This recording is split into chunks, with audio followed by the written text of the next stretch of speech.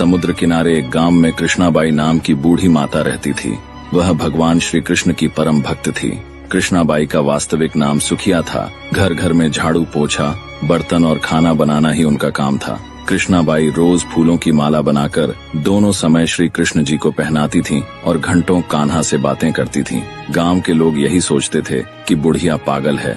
एक रात श्री कृष्ण जी ने अपनी भक्त कृष्णाबाई से कहा, कल बहुत बड़ा भूकंप आने वाला है, तुम यह गांव छोड़कर दूसरे गांव चली जाओ। कृष्णाबाई ने तुरंत अपना सामान इकट्ठा करना शुरू किया और गांव वालों को बताया कि कल सपने में कान्हा आए थे और कह रहे थे कि बहुत प्रलय होगा, गांव छोड़कर पास के गांव में चली जा। अब लोग उस बूढ़ी पागल की बात कहाँ मानने वाले थे। जो सुनता वही जोर जोर से हंसने लगता। कृष्णाबाई ने एक बैलगाड़ी मंगाई, अपने कान्हा की मूर्ति ली, सामान की गठरी बांधी और गाड़ी में बैठ गई। लोग उसकी मूर्खता पर हंसते रहे। बाई जैसे ही गांव की सीमा पार करने वाली थी कि उसे श्री कृष्ण की आवाज सुनाई दी, अरे अपनी झोपड़ी से वह सुई तो ले आओ जिससे तू माला बनाकर मुझे पहनाती है। ये सुनकर बाई बेचैन हो गई। उसने मन में कहा, मुझसे ये भारी भूल कैसे हो गई, अब मैं कान्हा की माला कैसे बनाऊंगी।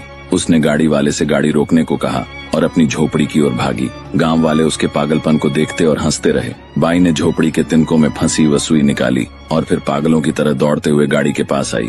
गाड़ी वाले ने कहा, माई तू क्यों परेशान है, कुछ नहीं होगा। बाई ने कहा, अच्छा अब जल्दी चल और गांव की सीमा पार कर।